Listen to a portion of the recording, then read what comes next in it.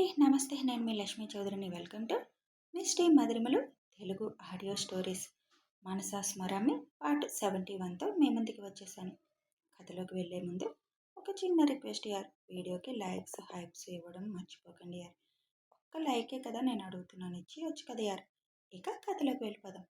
ఇంట్లో ఏం చెప్పాలి అని ఆలోచిస్తున్న అవనికి ఏం చెప్పాలని ఏమీ అర్థం కాదు. పూజ అని చెప్పి వెళ్ళడానికి ఏం పూజ అని చెబుతుంది. పైగా దేవుడి విషయంలో అబద్ధం చెప్పకూడదు. ఇప్పటికే నా జీవితం బాగా అందంగా డిజైన్ చేశాడు. ఇంకా అబద్ధాలు ఆయన మీద కూడా స్టార్ట్ చేస్తే ఇంకెన్ని ట్విస్టులు పెడతాడో. ఉన్న వాటితోనే ఊపిరాడడం లేదు అని అనుకొని చిన్న ఫంక్షన్ అని చెప్పాలి అని డిసైడ్ అయ్యింది. ఏం ఫంక్షన్ అని చెప్పాలి అని ఆలోచించి లాస్ట్కి అభి వాళ్ళ పేరెంట్స్ మ్యారేజ్ యానివర్సరీ అని చెప్పాలి అని డిసైడ్ అయ్యింది. అదే కరెక్ట్ అని అనుకొని బయటికి వెళ్తుంది. మా రేపు మా సార్ వాళ్ళ ఇంటికి వెళ్ళాలి నేను అని చెబుతుంది.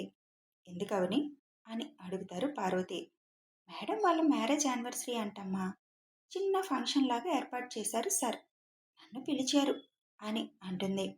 ఓహ్ వెళ్ళు అయితే, అలాంటి వాళ్ళ ఆశీర్వాదం తీసుకుంటే నీకు కూడా తొందరగా పెళ్ళవుతుంది అని అంటారు హనుగారు.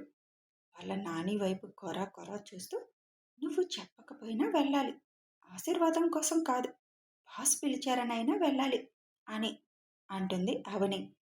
వెళ్తే వెళ్ళావు, రేపన్నా చీర కట్టుకొని వెళ్ళు అని చెబుతారు అను. నాకు తెలుసు ముసలి, నువ్వు ఈ మాట అంటావని, అందుకే నీ నోటి నుంచి ఈ మాట వస్తే కరెక్ట్, లేకపోతే మళ్ళీ నా అంతట నేను చీర కట్టుకుంటే నన్ను మోసేవు అని అనుకొని చీరా అని అంటుంది. అవని, అలాంటి ఫంక్షన్కి చీర అయితేనే బాగుంటుంది అని అంటారు పార్వతి. సరే అమ్మా అని మనసులో నవ్వుకుంటూ, అమ్మయ్యా ఒక టాస్క్ కంప్లీట్, వీళ్ళ దగ్గర అనుమానం రాకుండా ఎలాగో మేనేజ్ చేశా రేపు వెళ్ళడానికి. ఇక అక్కడ అసలు డ్రామా మొదలు పెట్టాలి, ఎలానో ఏంటో అని అనుకొని ఏం చీర కట్టుకోవాలి అని వెతకడం మొదలుపెట్టింది. వినయ్ ఆ రోజు అభితో అక్కడే ఉండిపోతాడు. ఇద్దరు కలిసి టెర్రస్పై నైట్ 10 వరకు ఏదేదో చేస్తూ ఉంటారు. సుచిత్ర పిలుపుకి అప్పుడు కిందకి వస్తారు. టైం ఎంతైంది చూసారా అని అడుగుతారు సుచిత్ర. మా టైం చూసాంలే, అర్జెంట్ వర్క్ ఉంటే చేశాంలేమ్మా అని అంటారు. సరే ముందు భోజనం చేయండి అని అంటారు సుచిత్ర. అని ఇద్దరు కూర్చొని డిన్నర్ కంప్లీట్ చేస్తారు. ప్రభాకర్ వచ్చేసరికి అమ్మ కూతురు మొహాలు సీరియస్గా పెట్టుకొని కూర్చొని ఉండడం చూసి, ఏమైంది ఇద్దరు అంత సీరియస్గా ఉన్నారు అని అడుగుతాడు. కోమలిని అక్కడ ఉంచిన ప్రయోజనం ఏమీ లేదు ప్రభా అని చెబుతుంది భవాని. ఏమైంది ఇప్పుడు? ఏమైంది ఏంటి డాడ్? మావయ్య మొహమాటం లేకుండా చెప్పేశాడు అభిబావతో నా పెళ్ళి అవ్వదు అని. అంతేకాకుండా మీరేమైనా ప్లాన్ గట్రా వేసుకొని వస్తే ఈసారి మీతో శాశ్వతంగా బంధం తెంచుకోవలసి వస్తుందని అమ్మకి వార్నింగ్ కూడా ఇచ్చాడు అని చెబుతుంది కోమలి. అది ఎప్పుడు ఉండేదే కదా, కొత్తగా ఏదో జరిగినట్టు ఎందుకు ఇద్దరు అలా కూర్చోవడం? అదొక్కటేనా? నేను అమ్మమ్మ గదిలో ఉండాలంట, అమ్మమ్మతో పాటు వేరే గది ఇవ్వరంట. నేను ఆ ముసలితో ఉండి ఏం చేయను డాడ్ అని అంటుంది కోమలి. అదేంటి ఆవిడ గదిలో ఉండడం అని ప్రభాకర్ కూడా ఆశ్చర్యంగా అడుగుతాడు. ఏముంది, నీ కూతురు మొన్న గోవాలో డ్యాన్సులు చేసింది కదా, ఆ వీడియోలు చూసి వాళ్ళకి అర్థం అయ్యింది మనం నాటకాలు ఆడుతున్నామని. అందుకే మళ్ళీ ఏదో ప్లాన్తోనే కోమల్ని అక్కడ వదులుతున్నామని ఫిక్స్ అయ్యారు అని చెబుతుంది భవానీ. ఓహ్, ఆ వీడియో వాళ్ళు ఎలా చూశారు? నువ్వు పోస్ట్ చేసావా బేబీ? లేదు డాడ్, నేనెందుకు పోస్ట్ చేస్తాను అని అంటుంది కోమలి. మరి వాళ్ళకి ఎలా తెలిసింది ఆ విషయం అని అనుమానంగా అడుగుతాడు. మా ఫ్రెండ్ వాళ్ళ అన్నయ్య అభిబావ్ ఫ్రెండ్ కదా డాడ్, అలా ఏమన్నా తెలిసింది ఏమో, అందుకే చెప్తాను ఇలాంటి విషయాల్లో జాగ్రత్తగా ఉండాలి అని. ఇప్పుడు అయిపోయిన పెళ్ళికి భాజాలెందుకు, ముందు జరగాల్సింది చూడండి అని అంటుంది భవానీ. ఇప్పుడేం అవ్వలేదు, నువ్వు వెళ్ళి మీ అమ్మమ్మతో మంచిగా ఉంటూ నీ ప్రతి మాటలో అభి అంటే నీకెంత ఇష్టమో తెలిసేలా ప్రవర్తించు. ఆవిడని నీ బుట్టలో వేసుకునే మార్గం చూడు అని చెబుతాడు ప్రభాకర్. సరే డాడ్, మీరు చెప్పినట్టే చేస్తాను అని అంటుంది కోమలి. అక్కడుంటూనే అభి కంట్లో పడ్డానికి ఏ అవకాశం దొరికినా వదలకు అని చెబుతాడు ప్రభాకర్. సరే డాడ్, రేపొకసారి వెళ్ళి కలిసొద్దామా అని అడుగుతుంది భవానీ. ఏం అవసరం లేదు, రేపు అటువైపు వెళ్ళకండి, కావాలని వంక పెట్టుకొని వచ్చాము అని అనుకుంటారు కూడా వాళ్ళు. రేపు మనం మా ఫ్రెండ్ వాళ్ళ ఇంటికి వెళ్ళాలి, లంచ్కి పిలిచారు అని అంటాడు ప్రభాకర్. రేపేంటి స్పెషల్? ఏమీ లేదు, చాలా రోజులయ్యింది, అమెరికా వెళ్ళి వచ్చారుగా, సరదాగా కలుద్దాము అన్నారు. నాకు బిజినెస్ విషయంలో వాటితో మాట్లాడాల్సిన పని ఉంది, అందుకే రెండూ కలిసి వస్తాయి అని అంటాడు ప్రభాకర్. సరే అయితే మీ ఇష్టం అని అంటారు కోమలి, భవానీ. రాత్రి 12 గంటలు. అభి నెమ్మదిగా కిందకి వచ్చి వాళ్ళ అమ్మ వాళ్ళ రూమ్ డోర్ నాక్ చేస్తాడు. సుచిత్ర వచ్చి డోర్ తీయగానే లోపలికి వచ్చి హ్యాపీ యానివర్సరీ అమ్మ నాన్న అని ఇద్దరిని కలిపి హత్తుకొని విష్ చేస్తాడు అభి. థ్యాంక్ యూ నాన్న అని ఇద్దరు నవ్వుతూ చెబుతారు. వినయ్ అని కేక వేయగానే కేక్ పట్టుకొని వస్తాడు వినయ్. వెనకే ధనుగారు. ఆవిడ కాళ్ళకిద్దరూ దండం పెట్టగానే కొడుకు కోడలు ఇద్దరిని ఆశీర్వదిస్తారు ధనుగారు. వినయ్ కూడా విష్ చేసి కేక్ కట్ చేయండి ఆంటీ అని అంటాడు. ఎందుకు నాన్న ఇవన్నీ? అయినా రేపు నా కోడలు వచ్చాక తను కూడా ఉండగా చేసేవాళ్ళం కదా అని అంటారు సుచిత్ర. రేపటి ప్లాన్స్ రేపు ఉన్నాయిలే, ఇది ఇప్పుడు నా కోసం కట్ చేయి, మరీ కోడలు వచ్చాక నన్ను పక్కన పెట్టేస్తున్నారు. ఇప్పుడే ఇలా అయితే ఇంకా మేడం శాశ్వతంగా ఇక్కడికి వస్తే నన్ను మరిచిపోతారేమో అని హలకగా అంటాడు అభి.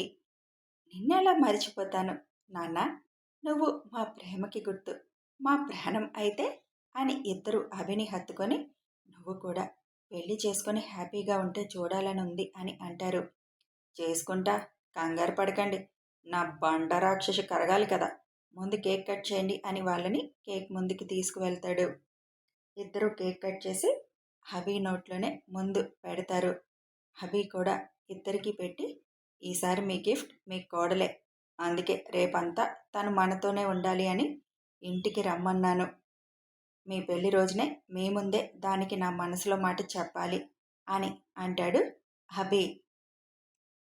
థ్యాంక్ యూ అభి, అసలు నేను ఉదయం నుంచి అనుకుంటున్నా రేపు అవనిని ఇంటికి రమ్మని ఎలా పిలవాలి అని, ఎందుకంటే తను నా కోడలు అని ఎప్పుడైతే ఫిక్స్ అయ్యానో అప్పటి నుంచి మన ఇంట్లో జరిగే ఏ చిన్న సంతోషాలకైనా తను ఉండాలి అని నా కోరిక అని సుచిత్ర అంటారు.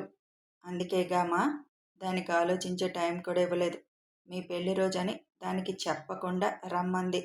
ఇంకా మీరు చేయాల్సింది ఏంటి అంటే రేపు నేను ఎలాగూ దానికి ప్రపోజ్ చేస్తాను, దాని చేత నాకు ఐ లవ్ యూ చెప్పించే బాధ్యత మీదే అని అంటాడు హబీ. అనుకున్నాను, ఇంకా ఏం బాంబు వేయలేదేంటి అని వేసేశాడు అని అంటారు హర్ష గారు. అసలు తన ఆ మాట చెబుతుందంటావా అభి, మేమెంత ఫోర్స్ చేసినా అని సుచిత్ర అనుమానంగా అడుగుతారు. అది మీకు నేను ఇచ్చే టాస్క్, ఏం చేస్తారో ఎలా చెప్పిస్తారో మీ ఇష్టం అని చెప్పి బాయ్, మిమ్మల్ని ఇంక డిస్టర్బ్ చేయం, ఎంజాయ్ అని నవ్వుతూ చెప్పి వెళ్ళిపోతాడు అభి. అభి వెనక వినయ్ ధను గారు కూడా నవ్వుకుంటూ వెళ్ళిపోతారు. చేయాల్సిందంతా చేసి ఇంక డిస్టర్బ్ చెయ్యను అని ఎలా చెప్పి వెళ్ళిపోతున్నాడు చూడు నీ కొడుకు అని అంటారు హర్ష. మన కొడుకు అని అంటారు సుచిత్ర చిరు కోపంగా. హాహా, మన కొడుకే అని సుచిత్ర గారిని హక్ చేసుకొని నుదుటి మీద ముద్దు పెట్టి థ్యాంక్ యూ డియర్, 30 ఏళ్ల క్రితం ఇదే రోజు నా లైఫ్లోకి వచ్చావు, ఆ రోజు నుంచి ఈ రోజు వరకు నా కష్టంలో సుఖంలో బాధలో సంతోషంలో అన్నిట్లో నాకు తోడుగా నిలబడ్డావు, అన్నిటికంటే డైమండ్ లాంటి కొడుకునిచ్చావు అని సుచిత్ర గారిని ప్రేమగా చూస్తూ చెబుతారు. మీరు పంచిన ప్రేమ ముందు అవన్నీ ఎంత హర్ష అని హర్ష గుండెల మీద వాళ్తారు సుచిత్ర. నా కొడుకు మనల్ని ఎంజాయ్ అని చెప్పి వెళ్ళాడు, మరి ఎంజాయ్ చేద్దామా అని కొంటిగా అడుగుతారు. చిచి, ముసలాడికి దసరా పండుగ అంట, మీరేమైనా కొత్తగా పెళ్ళైన వారు అనుకుంటున్నారా అని సిగ్గుగా అడుగుతారు సుచిత్ర. ఆహా, ప్రేమని పంచుకోవడానికి వయసుతో పని లేదు డియర్. అయినా నన్ను ముసలోడని తప్పు చేశావు, కాదు అని నిరూపించాలి కదా అని లైట్ ఆఫ్ చేస్తారు హర్ష. అభి వెళ్ళి బెడ్పై వాలి, మిస్సెస్ అభిరామ్, రేపు నీకు అన్నీ షాక్లే, గెట్ రెడీ అనుకుంటూ కళ్ళు మూసుకుంటాడు. పొద్దున్నే లేచి తలారా స్నానం చేస్తుంది అవని. ఇవాళ తన అభి ముందుకి అందంగా తయారై వెళ్ళాలని డిసైడ్ అయ్యింది అవని. తనకి ఉన్న టెన్షన్ అంతా పక్కన పెట్టి తను కూడా కొంచెం ఈ మూమెంట్ని ఎంజాయ్ చేస్తూ కొంచెం మెమరీస్ పోగు చేయాలి అనుకుంది. అందుకే అస్సలే అందగత్తె కొంచెం శ్రద్ధ పెట్టి ఇంకా అందంగా తయారైంది అవని. మొత్తం రెడీ అయ్యాక అద్దంలో ఒకసారి చూసుకొని సూపర్ అవని అని తనకి తానే పొగుడుకొని, సార్ ఇలా చూస్తే అని కాసేపు నిజంగా లవర్ అయితే ఎలా ఫీల్ అవుతారు అని ఊహించుకుంటూ నవ్వుకుంది అవని. ఇంత పిచ్చి ఆలోచనలు వస్తున్నాయేంటి నాకు, సార్ ఎందుకు నాకు కిస్ చేస్తారు అని అనుకొని బయటికి వస్తుంది. అవనిని చూసి పార్వతి అను గారులిద్దరూ మెటికలు విరుస్తారు. ఎంత ముద్దుగా ఉన్నావో అని. అవని చిన్నగా నవ్వుకుంటూ, టిఫిన్ పెట్టమ్మా, మళ్ళీ కారు వస్తే వెయిట్ చేయనివ్వకూడదు అని అంటుంది అవని. సరే పద అని అవనికి టిఫిన్ పెడతారు పార్వతీ గారు. అక్క, నేను కూడా రావచ్చా అని అడుగుతాడు ఆరు.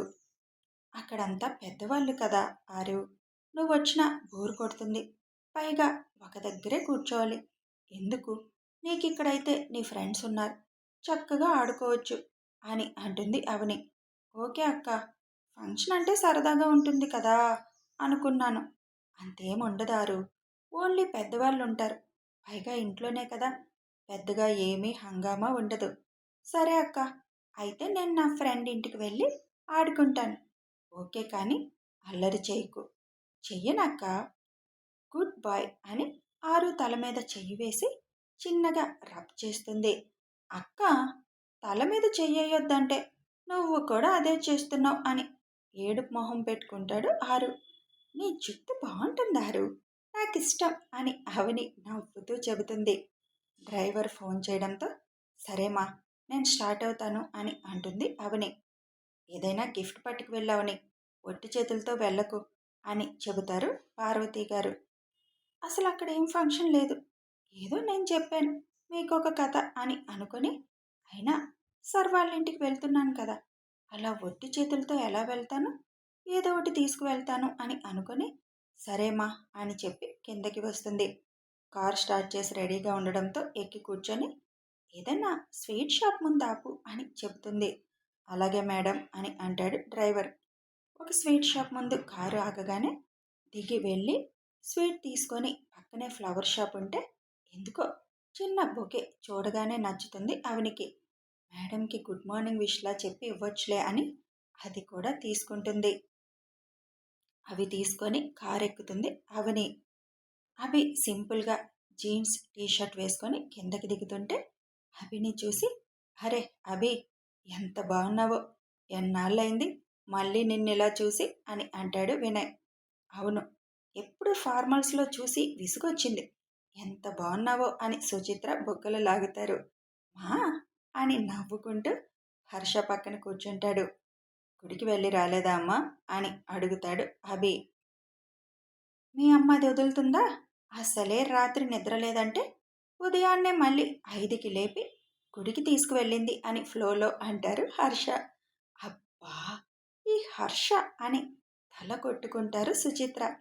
హర్ష అన్నదానికి అభి ధను గారు చిన్నగా నవ్వుకుంటారు. తల్లి షై ఫీల్ అవుతుందని అభి టాపిక్ మారుస్తాడు డైవర్ట్ చేయడానికి. మా, ఏం స్పెషల్ చేసావు, అసలే నీ కోడలు వస్తుంది కదా అని అడుగుతాడు. నా కోడలికి ఏమి ఇష్టమో తెలియదు కదా, అన్నీ నా కొడుకు ఇష్టమైనవే చేశాను. అవునా, అదన్నీ తింటుందమ్మా, ఫుడ్కి వంక పెట్టదు, ఏదో రోజులు చెప్పిందమ్మా నాన్ వెజ్ తినదు అంట ఆ డేస్లో అంటాడు అభి. ఏం డేస్ చెప్పింది, శని సోమ శుక్ర అనుకుంటా అమ్మా. మీ అమ్మలాగే అయితే అని హర్ష అంటారు. వీళ్ళు మాట్లాడుతూ ఉండగా భవాని ఫోన్ చేస్తుంది. హర్ష విసుగ్గా ఎత్తకుండా పక్కన పడేస్తాడు. అది చూసి లిఫ్ట్ చేయనానా, మళ్ళీ ఇక్కడి దాకా వచ్చినా వస్తారు అని అంటాడు. అని ఫోన్ లిఫ్ట్ చేసి స్పీకర్ ఆన్ చేస్తారు హర్ష గారు. హలో అన్నయ్య, హ్యాపీ యానివర్సరీ అని చెబుతుంది భవాని. థ్యాంక్ యూ అని చిరాకుగానే అంటారు హర్ష గారు. అసలు వచ్చి విష్ చేద్దాం అనుకున్నాను అన్నయ్య, కానీ ఈయన ఫ్రెండ్ ఒకరు లంచ్కి ఇన్వైట్ చేశారు అని చెబుతుంది. ఓకే వెళ్ళండి, మేమేం సెలబ్రేట్ చేసుకోవడం లేదులే అని అంటారు హర్ష. ప్రభాకర్ కోమలి కూడా విష్ చేసి ఫోన్ కట్ చేస్తారు. అసలు ఇలా ఎలా నటిస్తారమ్మా, మళ్ళీ అదే అదే నాటకాలు ఆడతారు వీళ్ళు అని హర్ష అసహనంగా అంటారు. వదిలే నాన్న, ఇప్పుడు వాళ్ళ కోసం ఆలోచించి నువ్వు మూడవుట్ అవ్వకు అని అంటాడు అభి. ఓకే, వాళ్ళ కోసం నేనెందుకు అవుతాను, ఏదో చిరాకంతే అని సుచిత్ర ఇచ్చిన స్వీట్ బౌల్ చేతికి తీసుకుంటారు. అవని స్టార్ట్ అయిందా అభి? హామా, ఇంకో 20 నిమిషాల్లో ఇక్కడ ఉంటుంది తను. అయితే ఈలోపు మీరు బ్రేక్ఫాస్ట్ చేతురు రండి అని పిలుస్తారు సుచిత్ర. కోడల్ని రానివ్వు, తిందాం అని అంటారు హర్ష. ఇంత టైం తను తినకుండా స్టార్ట్ అయితే వాళ్ళ ఇంట్లో ఒప్పుకోరులే, మనం తిందాం పదండి అని అభి లేస్తాడు. అభి వెనకే అందరూ వెళ్ళి టిఫిన్ తినేస్తారు. అభి, నేనెందుకురా, ఇంక వెళ్తాను కదా అని అంటాడు వినయ్. చుప్, నువ్వు మాకేమైనా పరాయివాడివా, పైగా నీ చెల్లికి నువ్వే తోడు కదా ఇక్కడ అంటాడు అభి. ఓహ్ సార్, అలా వాడుకుంటున్నారా నన్ను? అంతేగా మరి, మీ చెల్లికి ఫుల్ సపోర్ట్ ఇవ్వు అని అంటాడు అభి నవ్వుతూ. ఏం సపోర్ట్నో ఏమో, అసలే మామూలుగానే టెన్షన్ పడుతూ ఉంటుంది తను. ఇప్పుడు ఏమో లవ్వర్ అని ఫిట్టింగు పెట్టి పెద్దవాళ్ళ ముందు ప్రపోజ్ అంటున్నావు, ఏమైపోతుందో నా చెల్లి అని అంటాడు వినయ్. నీ చెల్లి బాగా స్ట్రాంగ్ రా, ఎంత టెన్షన్ పెట్టినా గుండ్రాయిలాగా ఉంటుంది, పర్వాలేదు. ఇంతలో కారు వచ్చిన సౌండ్ రావడంతో అందరూ అలర్ట్ అవుతారు. కారు గుమ్మం ముందుకు తీసుకువచ్చి ఆపుతాడు డ్రైవర్. అది అభి ఆర్డర్. కారు తెచ్చి అక్కడ ఆపాలని చెబుతాడు. కారులో ఉన్న అవని ఒక్కసారి ఊపిరి గట్టిగా పీల్చుకొని, అవని టెన్షన్ పడకు, కూల్గా ఉండు, వాళ్ళేం అడిగినా కంగారు పడి అడ్డదిడ్డంగా సమాధానం చెప్పకు. అభి సర్ని చూడగానే నువ్వు టెన్షన్ పడకు అని గుండెకి చెప్పుకొని ఇంకెక్కువసేపు కారులో ఉంటే బాగోదని కారులో నుంచి దిగుతుంది. అప్పటి వరకు గుమ్మం వైపే చూస్తున్న అందరూ ఒక్కసారిగా మెస్మరైజ్ అవుతారు. బాపు చెక్కిన శిల్పంలో ఉన్న అవనిని చూసి అభి అయితే ఫ్రీజ్ అయిపోతాడు. కథ కొనసాగుతుంది. ఇక మరి అభి చెప్పినట్టు అవనితో ఐ లవ్ యూ చెప్పించగలరా సుచిత్ర, హర్ష గారు వాళ్ళు? తెలియాలి అంటే కథని ఫాలో అయిపోండి. వీడియో నచ్చితే ఒక లైక్ చేయండి, షేర్ చేయండి, కామెంట్స్ రూపంలో మీ అభిప్రాయాలు తెలపండి యార్. కామెంట్స్ అయినా ఇచ్చేయండి యార్. సబ్స్క్రైబ్ చేసుకొని సపోర్ట్ చేయండి. Thanks for watching and listening.